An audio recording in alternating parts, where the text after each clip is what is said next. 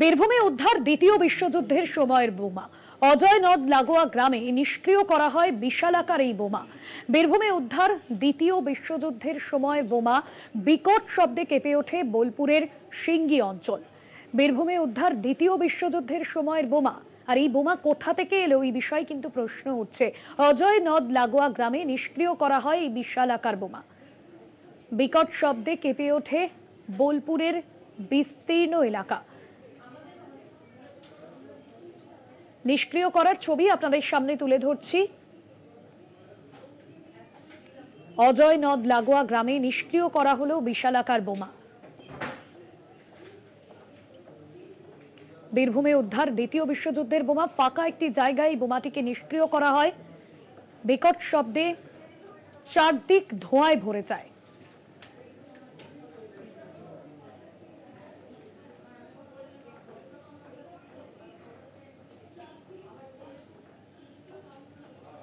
মনা বীরবংশী রয়েছেন আমাদের প্রতিনিধি ফোন লাইনে। মনা, এই বোমা কোথা থেকে এলো এবং কি জানা যাচ্ছে এ বিষয়ে?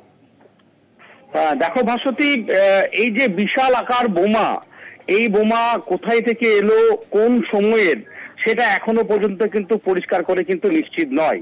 তবে দেখো, মাসখানেক আগে বীরভূমের বোলপুর থানার অন্তর্গত সিঙ্গি যে গ্রাম পঞ্চায়েত, সেই গ্রাম পঞ্চায়েতের অধীনে অজয় নদ লাগোয়া লাউদহ বলে একটি গ্রাম, সেই গ্রামেই গ্রামের মানুষজন মাসখানেক আগে অজয় নদের বালির চরে বিশাল আকার বোমা, সেই বোমা তারা কিন্তু সেখান থেকে দেখতে পায় প্রথমে, এবং দেখতে পাওয়ার পর তারা সেখান থেকে গ্রামের মানুষজনই সেই বোমা, তারা বুঝতে পারেনি যে এটা বোমা বা এর মধ্যে প্রচুর পরিমাণে বিস্ফোরক ভরা আছে। সেই বোমা তারা সেই অজয় নদের বালির চর থেকে উদ্ধার করে নদী লাগোয়া যে বাঁধের পাশ, সেখানে কিন্তু তারা কিন্তু সেটা নিয়ে আসে এবং রেখে দেয়, উদ্ধার করে।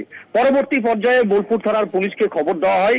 বোলপুর থানার পুলিশ তৎক্ষণাৎ ঘটনাস্থলে যায়, দিয়ে সেই বোমা, বিশাল আকার বোমা, সেটিকে কিন্তু তারা দীর্ঘদিন ধরে, মানে বলা যেতে পারে মাসখানেক ধরে তারা কিন্তু সেটাকে ঘিরে রেখেছিল। দেখো, এদিনই বোমা নিষ্ক্রিয়করণের একটা বিশাল টিম বলা যেতে পারে ঘটনাস্থলে যায়, বোলপুর থানার পুলিশ যায়, এবং রীতিমতো বলা যেতে পারে যে অতি সাবধানতা অবলম্বন করে তারা সেই অজয় নদ লাগোয়া, একেবারে অজয় নদের পার বলা যেতে পারে, যেখানে চাষ জমিও রয়েছে, ওখানকার স্থানীয় বাসিন্দারা চাষ জমি করে, সেই বোমা কিন্তু নিষ্ক্রিয় করেন। এবং দেখা যায় সেই বোমা যখন নিষ্ক্রিয় হয় তখন বিকট শব্দ, রীতিমতো সেই সিঙ্গি অঞ্চল, অজয় নদের পার লাগোয়া পুরো গ্রাম কিন্তু রীতিমতো কেঁপে যায়।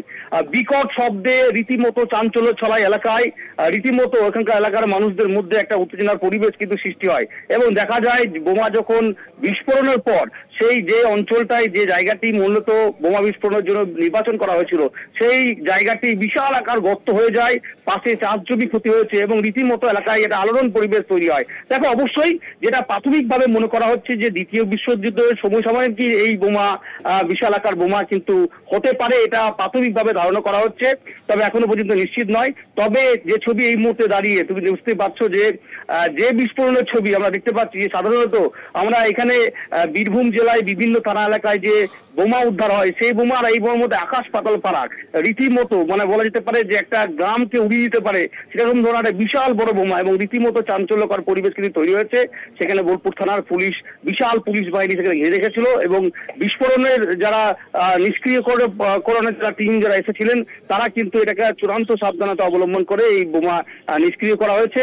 রীতিমতো এলাকায় কিন্তু একটা আলোড়ন পরিবেশ তৈরি হয়েছে, সেটা কিন্তু বলা যেতে পারে। ধন্যবাদ মনা।